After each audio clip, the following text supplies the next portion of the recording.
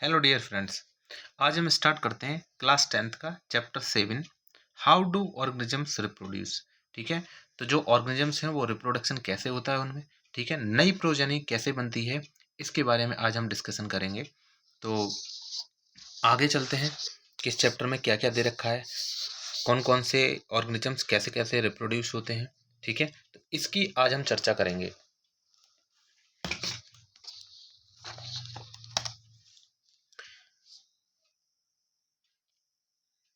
Do organisms create exact copy of themselves. ठीक है, तो कुछ ऑर्गेनिजम्स होते हैं जो एग्जैक्ट कॉपी अपनी क्रिएट करते हैं। वो कौन से ऑर्गेनिजम्स होते हैं और वो किस वजह से होता है, इसके बारे में थोड़ी सी चर्चा करेंगे हम। आपको पता है एक सेल्स होती है और सेल्स के अंदर क्या होता है, न्यूक्लियस होता है। ये आपका न्यूक्लियस होता है और इस न्यूक्लियस के अंदर जो है क्या होते हैं, क्रोमोसोम्स होते हैं। ठीक है, ये क्रोमोसोम्स के अंदर आपको पता है क्या होता है, इनके अंदर होता है डीएनए। इनके अंदर होता है डीएनए और यही डीएनए जो प्रोजेनी होती है उसमें क्या नए फीचर लेकर के आता है।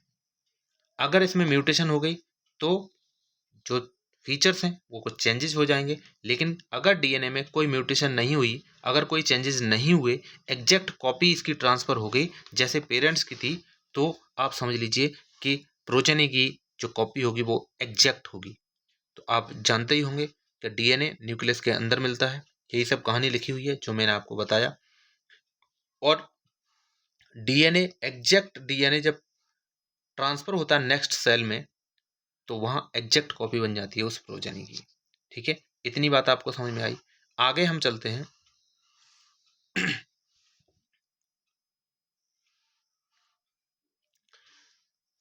नेक्स्ट टॉपिक है इसमें द इम्पोर्टेंस ऑफ वेरिएशन।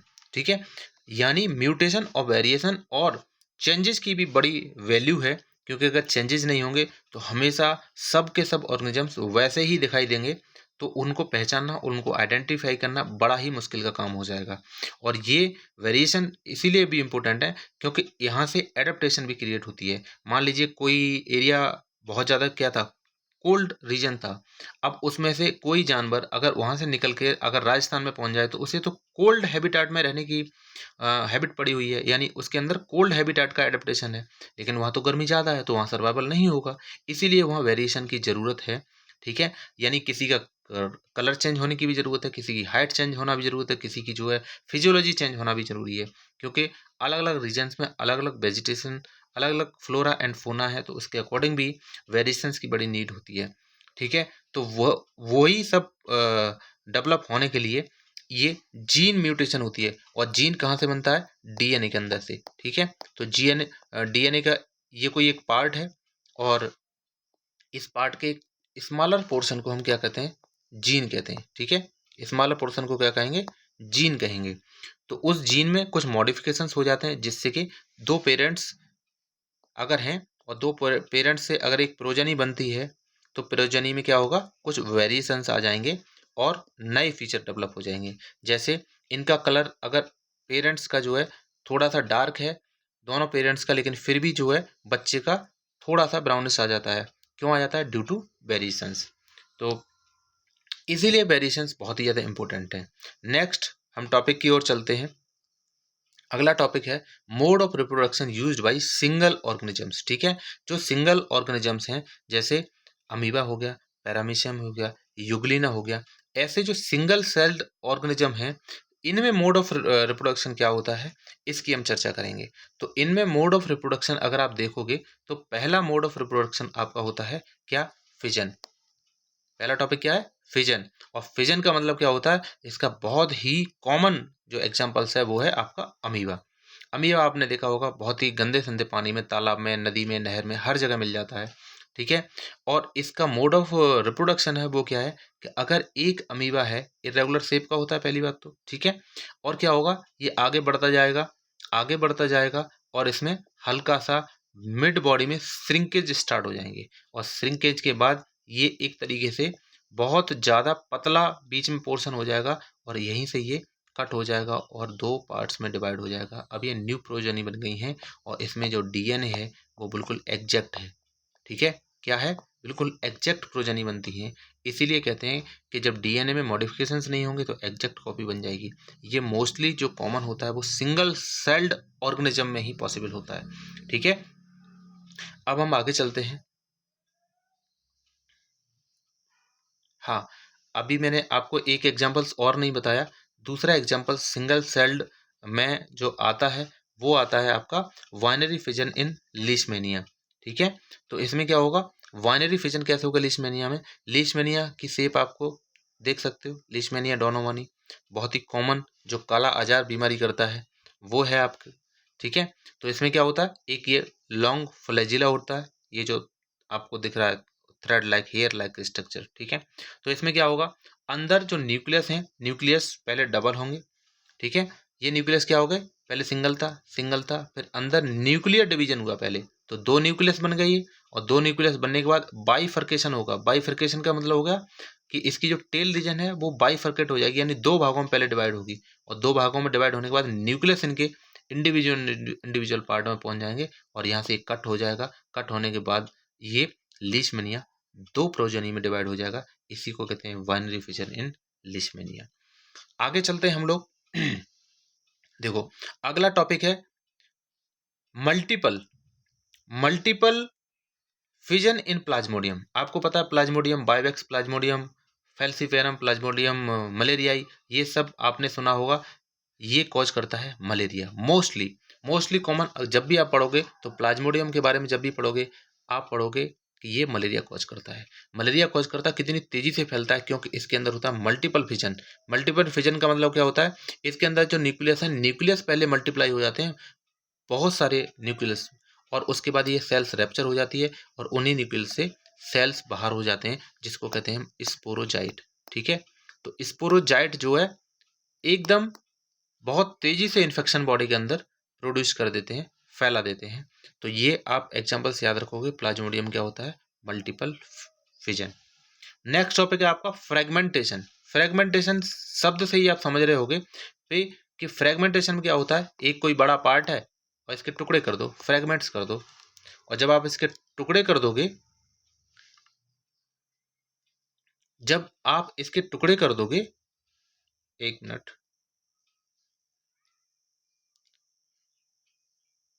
ये फ्रेगमेंटेशन। तो फ्रेगमेंटेशन में क्या होगा कि एक ये काफ़ी बड़ा पार्ट है और बड़े पार्ट के हम ऐसे टुकड़े कर देंगे। ठीक है, और ईच फ्रेगमेंट से एक एक टुकड़े से नया प्रोजेनी अगर बन जाता है तो उसको हम कहते हैं फ्रेगमेंटेशन। ठीक है, और ये पॉसिबल होता है मोस्टली मल्टी सेलुलर ऑर्गेनिज्म में। ठीक है, तो ये प्रोसेस कहाँ आपको मिलेगी, फ्रेगमेंटेशन की प्रोसेस मिलेगी आपको मल्टी सेलुलर ऑर्गेनिज्म में, क्योंकि बहुत सारी सेल्स होंगी, वही सेल्स अलग अलग पार्ट्स में ब्रेक डाउन होंगी, और each and every sales produce a new progeny. ठीक है, तो हर सेल से जो है नई प्रोजेनी स्टार्ट होगी, बनेगी, तो उसको कहते हैं फ्रेगमेंटेशन। ये आपके सामने बहुत अच्छा एग्जांपल्स है स्पायरोगायरा। ठीक है, spirogyra for example simply break up into smaller pieces upon maturation. जैसे ही मैचुरेशन की तरफ जाता है, ये अलग अलग पार्ट्स में डिवाइड हो जाता है, और वहां से नई प्रोजेनी प्रोड्यूस हो जाती है। This is not true for all multi cellular organism produce fragmentation. ये जरूरी नहीं है कि बहुत एडवांस और बहुत कॉम्प्लेक्स ऑर्गेनिज्म भी मल्टी सेलुलर होते हैं और सब में फ्रेगमेंटेशन हो, ऐसा भी पॉसिबल नहीं है। ये लोअर मल्टी सेलुलर जो ऑर्गेनिजम्स होते हैं उन्हीं में फ्रेगमेंटेशन होता है। A basic strategy used in the multi cellular organisms is that different cell types perform different specialised functions. तो जो मल्टी सेलुलर ऑर्गेनिजम्स होता है उसमें जो सेल्स होती हैं वो डिफरेंट डिफरेंट फंक्शंस क्रिएट करती हैं। तो इसीलिए जो एडवांस और कॉम्प्लेक्स जो ऑर्गेनिजम्स होते हैं उनमें हर सेल से एक नया इंडिविजुअल नहीं बन सकता, जबकि लोअर जो एनिमल्स होते हैं, लोअर मल्टी सेलुलर ऑर्गेनिजम्स होते हैं, उनमें क्या होता है, एक ही सेल्स सारे कार्य कर रही होती है। ठीक है, इसमें ये है मल्टी सेलुलर, लेकिन हर सेल में क्या होता है, वो मोस्टली सेम फंक्शन कर रही होती है, सेम वर्क होता है उसका, इसीलिए ये ब्रेक डाउन होकर के यहाँ से नई प्रोजेनी बन जाती है। ये एडवांस और कॉम्प्लेक्स ऑर्गेनिजम्स में पॉसिबल नहीं है। समझ में आया बच्चों? अगला पोर्शन है आपके पास रीजनरेशन, ठीक है। नेक्स्ट टॉपिक कौन सा है आपका? रीजनरेशन। रीजनरेशन में क्या होता है? Many fully differentiated organism have the ability to grow rise to new individual organism from their body parts. यहाँ क्या होगा? जैसे कोई ऑर्गेनिजम्स है और इसका छोटा सा भाग कट गया, और छोटा सा भाग कटने के बाद इससे क्या हो गया? न्यू प्रोजेनी बन गई आपकी, ठीक है। न्यू प्रोजेनी बन गई, तो इसको कहते हैं रीजनरेशन। यानी कोई सा टुकड़ा, एक टुकड़ा काट के हमने बाहर निकाल दिया, इससे न्यू प्रोजेनी बन जाती है, तो उसको कहते हैं फ्रेगमेंटेशन। एग्जाम्पल्स बहुत अच्छा है किसका? हाइड्रा का, जो मैंने आपके सामने डायग्राम ड्रॉ किया है। उसके बाद प्लेनेरिया भी कह सकते हैं, प्लेनेरिया बहुत ही अच्छा है। Cut into many numbers of pieces, और उसके बाद ईच पीसेस ग्रो ए कंप्लीट ऑर्गेनिज्म। बेस्ट एग्जाम्पल्स है ये आपके सामने, क्या? हाइड्रा और प्लेनेरिया का। ये देखिए बहुत अच्छे से एक्सप्लेन किया उन्होंने। क्या किया? एक हाइड्रा है, 3 भागों में इन्होंने कट कर दिया, ठीक है। और 3 भागों में कट होने के बाद जो है उन्होंने क्या किया? Each 3 parts produce 3 organisms. तो ये प्लेनेरिया बहुत अच्छा एग्जाम्पल्स, आप हमेशा जब भी परीक्षा दोगे एग्जाम्पल्स आएगा, ठीक है, रीजनरेशन का, तो इसी का डायग्राम बनाना है और यही एग्जाम्पल में आपको लिखना है। अगला टॉपिक है आपका क्या? बडिंग। तो बडिंग तो बहुत अच्छी तरह जानते हो आप, ईस्ट में होता है मोस्टली, ठीक है। हाइड्रा में भी होता है और ईस्ट में भी होता है ये। तो बडिंग का बहुत अच्छा एग्जाम्पल्स है। बडिंग क्या होता है कि किसी भी लोअर ऑर्गेनिजम्स में उसके साइड में एक बड का क्रिएशन हो जाता है। क्या हो जाता है? एक बड का क्रिएशन हो जाता है, और इसी बड से वो नए ऑर्गेनिजम्स का रिप्रोड्यूस होती है। जैसे ये, जैसे आप जानते हो किसी प्लांट में भी साइड में बड निकल आती है और वहाँ से पूरा जो है एक टहनी तैयार हो जाती है, किसी किसी में तो पूरा प्लांट से तैयार हो जाता है, तो उसी को कहते हैं बडिंग हो गई इसमें। जैसे अच्छा सा एग्जाम्पल क्या है? पोटैटो का, ठीक है, पोटैटो बडिंग, ये आपको अच्छे से पता है। पोटैटो में क्या होती है? बडिंग होती है, क्योंकि स्टेम होता है ये।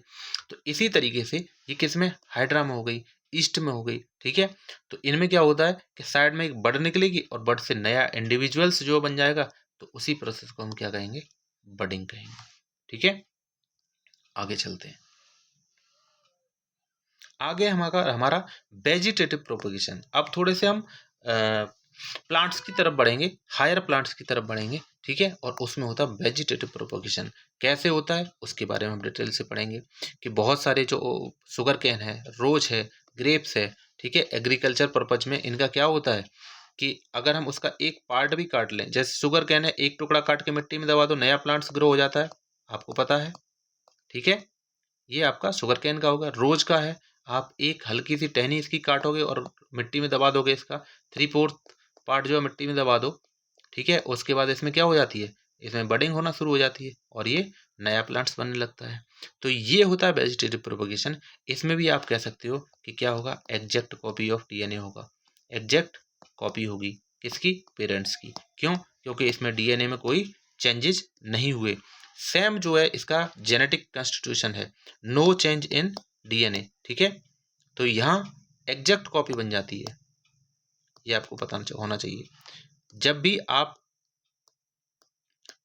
प्रोपगेशन पढ़ोगे वेजिटेटिव, तो ये एग्जैक्ट कॉपीज होते हैं, ठीक है। और आगे आप प्रोपगेशन देख सकते हो, किस में है? बनाना में है, ऑरेंज में है, रोज है, जैस्मिन है। ये बहुत सारे एग्जांपल्स हैं जो आप आगे पढ़ेंगे।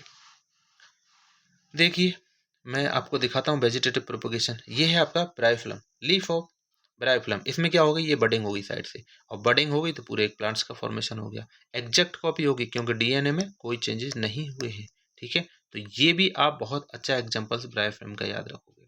अब इनको रूट जो न्यू प्रोजेनी यानी न्यू जो स्मॉल प्लांट हैं उनको आप मिट्टी में डाल दोगे तो ये पूरा प्लांट्स ग्रो हो जाएंगे। अब एक और आगे वेजिटेटिव में ही चलते हैं, तो उसमें क्या होता है? Spore formation. ये राइजोपस में बहुत अच्छा एग्जांपल है, ये राइजोपस है, ठीक है। ये क्या है? राइजोपस। तो even a many simple multi cellular organism specific reproductive parts can be identified. The thread like structure develop on the bread. आपने देखा होगा। तो हाइफी ऑफ ब्रेड, ये क्या है? एक्चुअली क्या है? ये है फंगस, ठीक है। राइजोपस क्या है? फंगस। आप ब्रेड रख दोगे, कुछ दिनों बाद नीली पड़ने लगती है, और नीली के बाद उस पर जो है एक लेयर बन जाती है। लेयर को अगर हम माइक्रोस्कोप में देखें तो वो क्या होता है? वही राइजोपस है। और उसको जूम करके देखेंगे तो क्या होगा? उसमें ये स्पोर्स का फॉर्मेशन हो जाता है। हाइफी बन जाते हैं और हाइफी के ऊपर क्या बनता है, स्पोर्स बनता है। अब ये स्पोर्स बहुत ही डस्ट लाइक पार्टिकल्स होते हैं, बहुत ही छोटे होते हैं, और अगर ये गिरेंगे और दोबारा ब्रेड पे जो है फिर दोबारा से राइजोपस की न्यू प्रोजेनी बन जाएगी। तो ये फॉर्मेशन होता है स्पोर से। They are not reproductive part. On the other hand the tiny blob on a stalk structure are involve in reproduction. The blobs are sporangia which contain cells and spores that can eventually develop into a new rhizopus individual। तो जो spores करेंगे उससे क्या बनाएगा, नई progeny बन जाएगी Rhizopus की।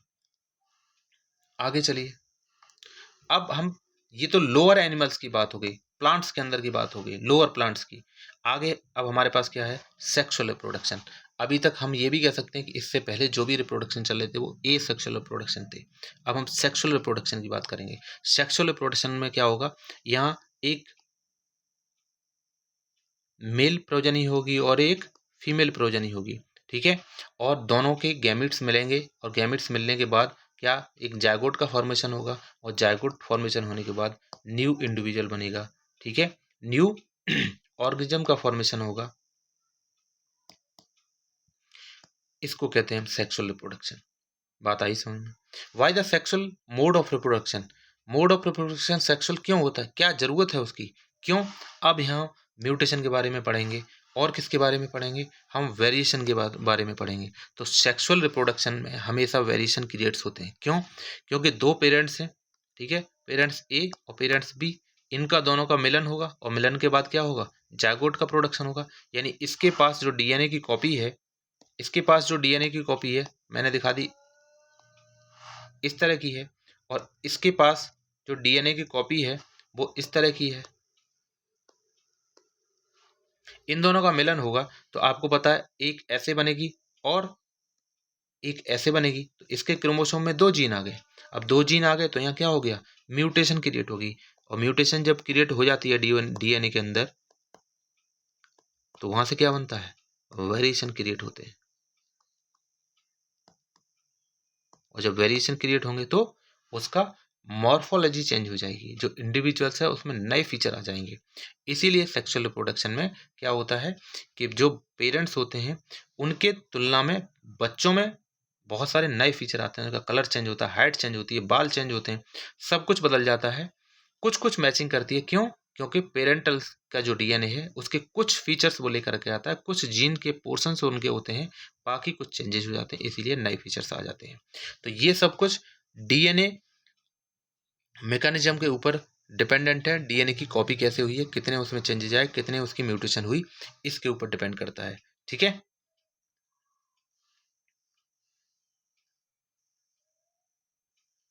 अब देखो, अब प्लांट्स में वो कह रहा है sexual reproduction in flowering plants, ठीक है। फ्लावरिंग प्लांट्स में सेक्सुअल रिप्रोडक्शन कैसे होता है, आपने एक फ्लावर देखा होगा, ठीक है, देखते रहते हो, आपके चारों तरफ बहुत सारे प्लांट्स हैं, बहुत सारे फ्लावर्स हैं।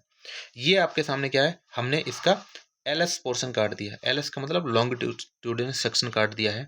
अब उसमें आप देखोगे ये इसका क्या है, जिसपे आपका फ्लावर स्टिक होता है, इसको कहते हैं पेडिशिल, ठीक है।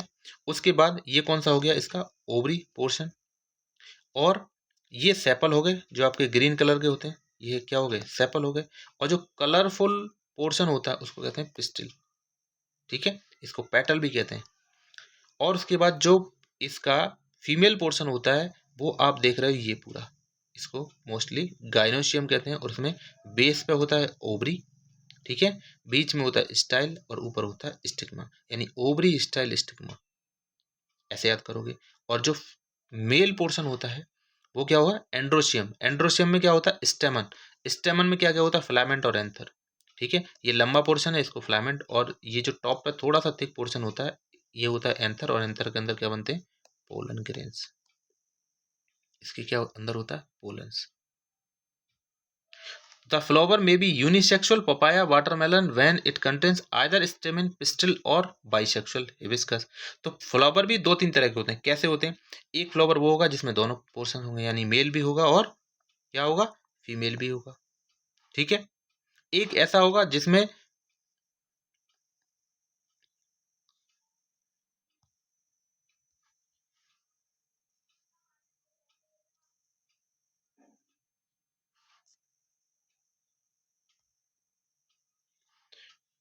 एक फ्लावर ऐसा होगा जिसमें कि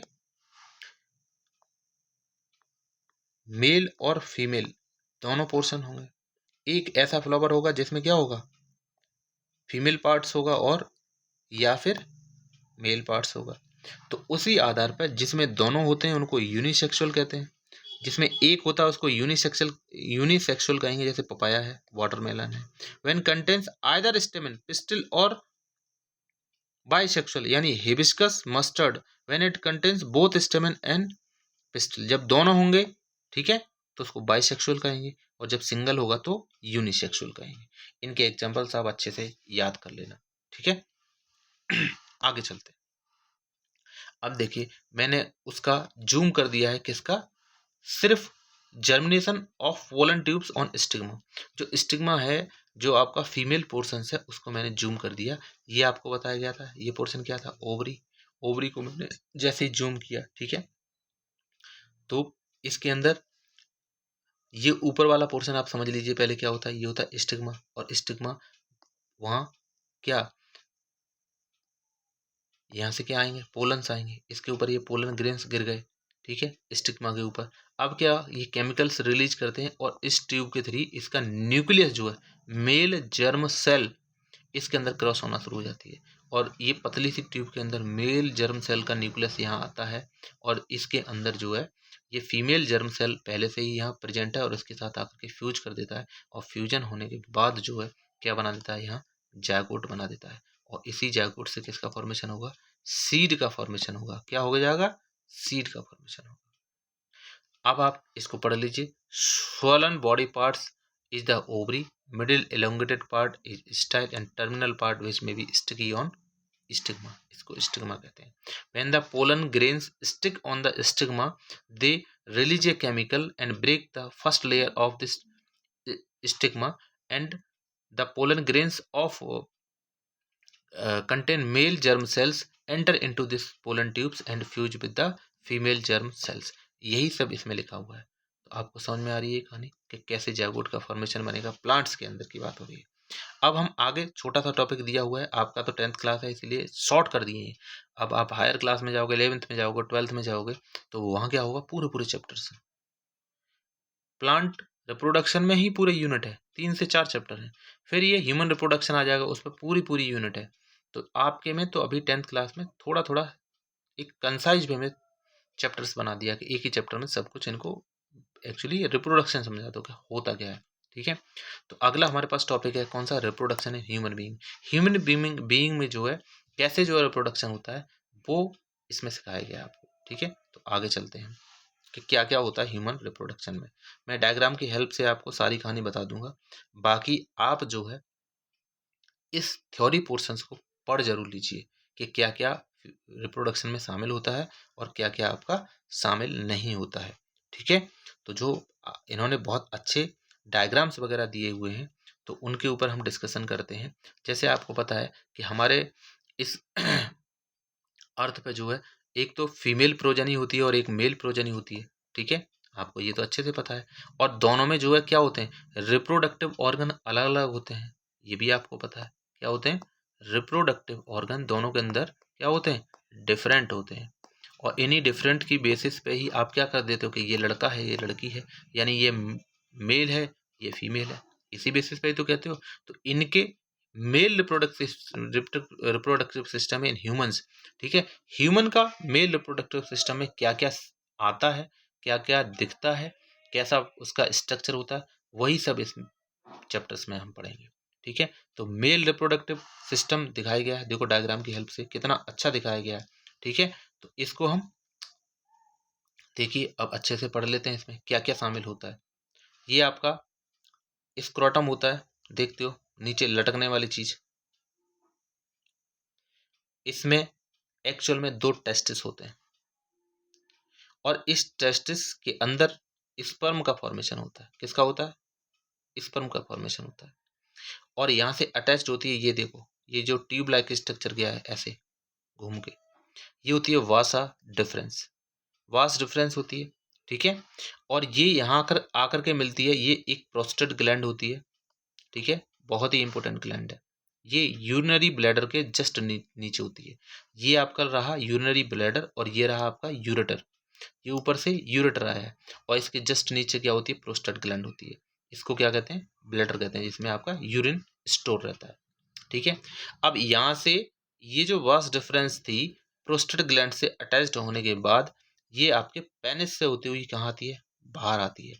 अब इसमें जो है यूरिनरी ब्लैडर से भी इसमें यूरेटर मिक्स होकर के और इनका फॉर्मेशन करके इसको बना देते हैं क्या, यूरेथ्रा। क्या बना देते हैं, यूरेथ्रा बना देते हैं। तो ये कॉमन जो डक्ट होती है वो होती है यूरेथ्रा। इस यूरेथ्रा का दो पर्पज है, एक तो यूरिन को पास करना, ठीक है, और दूसरा जब सेक्स की प्रोसेस हो रही होगी तो यहाँ से जो है क्या, सीमेन को भी रिलीज करना। और इस सीमेन में क्या होगा, एक्चुअल में स्पर्म होंगे। और भी लिक्विड पार्ट होता है, ठीक है, लेकिन मोस्टली पर्पज जो होता है वो क्या होता है, रिलीज ऑफ स्पर्म। ये आपका पेनिस है, आपको अच्छे से दिखाई दे रहा है, ठीक है।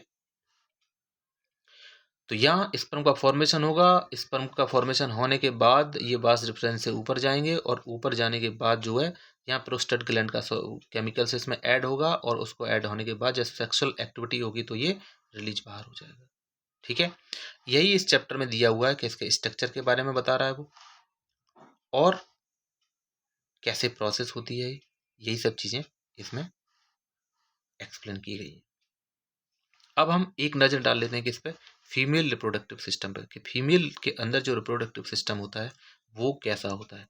इनका मोस्टली जो रिप्रोडक्टिव सिस्टम होता है वो इंटरनली होता है, बाहर की तरफ कम होता है। मेल का बाहर की तरफ ज़्यादा होता है, इंटरनली कम होता है, ठीक है। तो इनका मोस्टली इंटरनली होता है। अब इंटरनली में आप देखोगे कि सबसे पहले इनके जो रिप्रोडक्टिव सिस्टम में ओवरी प्राइमरी सेक्स ऑर्गन है, ठीक है। ये ओवरी हो गई, दो ओवरी होती हैं इनकी और ये इस तरीके से अटैच्ड होती है। उसके बाद ओविडक्ट और फैलोपियन ट्यूब भी कहते हैं, इसके ऊपर एक फिंगर लाइक प्रोजेक्शन होता है और इसके ऊपर ऐसे रखा होता है और ये अटैच्ड होता है किससे, यूट्रस से। ये बहुत ही थिक पोर्शन वाला बल्कि स्ट्रक्चर, ठीक है, इसको कहते हैं यूट्रस। और इसके अंदर की जो लेयरिंग है ये आपको रेड कलर में जो दिखाई दे रही है ये होती है इसकी इंडोमेट्रियम। क्या होती है, इंडोमेट्रियम, इंडोमेट्रियम होती है। जो रेड कलर का दिखाई दे रहा है यही आपके मेंस्ट्रुअल साइकिल जो होती है उसमें क्या होता है, ब्रेक डाउन होकर के और ये बाहर मेंस्ट्रुअल साइकिल में रिलीज होता है। ये आपका जंक्शन पॉइंट हो गया किसका, ये बाहर की तरफ जो स्ट्रक्चर आपको दिखता है वो होता है वेजाइना, और वेजाइना और यूट्रस के जंक्शन को कहते हैं हम क्या, सर्विक्स कहते हैं। तो जब भी मेंस्ट्रुअल साइकिल होगी ये यूंडोमेट्रियम क्या होगी, रिलीज हो जाएगी, ब्रेक डाउन होकर बाहर निकल जाएगी। इसको कहते हैं वेस्टेज, ठीक है, यानी वेस्ट मटेरियल बाहर निकल गया, गंदगी बाहर निकल गई। उसके बाद ये दोबारा फॉर्मेशन होगी और ओवरी का क्या काम होगा, यहाँ से आपके ओवा रिलीज होंगे और ओवा रिलीज होने के बाद ये कैप्चर कर लिए जाएंगे किसके बाद, फैलोपियन ट्यूब से। और फैलोपियन ट्यूब से ये ओवा माइग्रेट होते हुए कहाँ आएगा, आपका यूट्रस की तरफ मूव करेगा, ठीक है। तो ये कहानी किसकी है, आपकी फीमेल रिप्रोडक्टिव सिस्टम की है। फीमेल जर्म सेल और egg are made in ovaries. Ovary के अंदर क्या बनता है, एग का फॉर्मेशन होगा। They are also responsible for the production of some hormones, hormones का भी प्रोडक्शन करते हैं। Look at the 7.11 and identify various organs in the female reproductive system. तो फीमेल रिप्रोडक्टिव सिस्टम में मैंने आपको सारे ऑर्गन्स एक्सप्लेन कर दिए गए हैं, ठीक है। बाकी आप थ्योरी पढ़ोगे बहुत अच्छे मन से पढ़ोगे क्योंकि तुम्हारी बॉडी से रिलेटेड है, तुम्हारे यूजफुल यानी तुम्हारे काम की चीज़ें हैं। What happens when the egg is not fertilized, ठीक है, आपको पता है जब एग फर्टिलाइज्ड हो जाएगा तो जायगोट का फॉर्मेशन हो जाएगा और जायगोट का फॉर्मेशन हो जाएगा तो एक बच्चे का निर्माण हो जाएगा यानी बेबी का फॉर्मेशन हो जाएगा। अगले टॉपिक में उसने दिया है कि व्हाट हैपन्स, क्या होगा अगर एग जो फर्टिलाइज्ड नहीं होगा तो, नहीं होगा तब क्या होगा, तब क्या होगा आपको पता है जब एग फर्टिलाइज्ड नहीं होता है और जो लाइनिंग होती है बिकम्स थिक एंड स्पंजी होती है, this would be required for nourishing the embryo if fertilization had taken place. तो उसके बाद क्या होगा, इसको ब्लड सप्लाई नहीं मिलेगी और कुछ हार्मोन्स की हेल्प से जो है क्या हो जाएगा, स्लोली ब्रेक डाउन होने लगेगा और वेजाइना से ब्लड एंड म्यूकस रिलीज हो जाएगा। इसी को कहते हैं monthly cycle known as menstrual cycle. तो वो सब मेंस्ट्रुअल साइकिल के थ्रू बाहर आ जाएगा। Last for about 2 to 8 days चलती है, मोस्टली 2 से 3 दिन का ये टाइम पीरियड होता है मेंस्ट्रुअल साइकिल का। ठीक है, आगे चलते हैं। रिप्रोडक्टिव हेल्थ के बारे में आप पढ़ेंगे कि नीट एंड क्लीन रखो, हेल्थ एंड हाइजीन को मेंटेन रखो। ठीक है, अननेसेसरी सेक्सुअल एक्टिविटी नहीं करनी चाहिए। ठीक है, और during the sexual process use the protection, यही सब इसमें लिखा हुआ है। और अवेयरनेस बहुत ज़रूरी है, सेक्सुअल हेल्थ अवेयरनेस बहुत ज़रूरी है, जो कि इंडिया में नहीं दी जाती है। ये हमारे यूथ के लिए बहुत ही ज़रूरी है। तो ये आप पढ़ोगे 9th 10th वाले बच्चों के लिए, 11th 12th वाले बच्चों के लिए बहुत ही ज़रूरी है। इस चैप्टर में यही रिप्रोडक्शन से रिलेटेड आपकी जो है डिस्कशन थी। तो आप कुछ इसकी समरी भी पढ़ सकते हो, जो भी समरी दी हुई है। ठीक है, इस चैप्टर से आप क्या क्या सीखे। ठीक है, reproduction unlike other life process is not essential for maintain the life of an individual organism. ठीक है, तो ये जो बुलेट पॉइंट्स दिए हुए हैं ये आपको सारे पढ़ने हैं। ठीक है, ये इसकी चैप्टर की समरी है। बाकी आप क्वेश्चन सॉल्व करोगे, और जहाँ कहीं भी डिफिकल्टी आएगी, ये जो आपके ऑब्जेक्टिव क्वेश्चन है इनको भी आप एक नज़र मार सकते हो। Asexual reproduction take place through budding in, budding कहाँ होती थी, कहाँ होती थी, तो ये बडिंग आपकी ईस्ट बेस्ट एग्जाम्पल है। Which of the following is not a part of the female reproductive system in human being. Not, ऐसा कौन सा पार्ट है जो फीमेल रिप्रोडक्टिव में नहीं होता। देखो, ओवरी होती है, यूट्रस भी था उसमें, फेलोपियन ट्यूब भी थी। ये वास्ट डिफरेंस नहीं होता है, ये किसके में होता है, मेल में। तो ये आपको ध्यान रखना है। ठीक है, आगे चलते हैं। आगे कौन सा है, एंथर कंटेंस। एंथर में क्या क्या होता है, सेपल होता है क्या, ओविल होता है, पिस्टल होता है, पोलन ग्रेन्स होता है। ये तीनों चीज़ें होती हैं, ये नहीं होता सेपल्स। ठीक है, ये पढ़ाया था आपको। अगला क्वेश्चन है, what are the advantage of sexual reproduction over asexual reproduction. तो सेक्सुअल रिप्रोडक्शन, ये आपको चैप्टर पढ़ोगे आंसर नजर आ जाएगा। सेक्सुअल रिप्रोडक्शन की एडवांटेज क्या है एसेक्सुअल रिप्रोडक्शन के कंपैरिजन में। What are the functions performed by the testis in human being. मैंने बताया था टेस्टिस में क्या होता है, एक तो हार्मोन टेस्टोस्टेरोन रिलीज करता है, और क्या करता है, स्पर्म का प्रोडक्शन करता है। अगले क्वेश्चन को देखोगे, what does menstruation occur. Menstruation कब होती है, कहाँ होती है, ये सबके बारे में बताओगे आप। Draw a level diagram of the longitudinal section of flower. Long LS, longitudinal section पे ही हमने चर्चा की थी, तो उसका फ्लावर का डायग्राम बनाओगे। बायोलॉजी में डायग्राम्स तो बहुत ही ज़्यादा मस्ट है। What are the different methods of contraception. Contraceptions के बारे में थोड़ा सा, जो लास्ट में हमारा टॉपिक था उसके बारे में पढ़ोगे आप। कंडोम्स हो गए, फीमेल कंडोम्स हो गए, मेल कंडोम्स हो गए। ठीक है, उसके बाद टैबलेट्स आती हैं, उसके बाद क्या होता है, ऑपरेटिव मेथड्स होते हैं, क्या कि जिसको पुरुष नसबंदी कहते हैं, महिला नसबंदी कहते हैं, वही सब लिखना है। How are the modes of reproduction different in unicellular and multicellular organism, इसके बारे में आपको बताना है। How does reproduction help in providing stability to populations of species, ये आंसर आप लिखेंगे। What could be the reasons for adopting contraceptive methods जो है। ठीक है, तो ये रीजंस आपको बताने हैं। तो इस तरीके से आपका जो है चैप्टर समाप्त हो गया। आप इसी तरीके से मेरे साथ साइंस पढ़ते रहिए। हम पूरी साइंस को कवर करेंगे। पहले हम स्टार्टिंग बायोलॉजी से कर दिए, फिर फिजिक्स से स्टार्ट करेंगे, फिर केमिस्ट्री स्टार्ट करेंगे।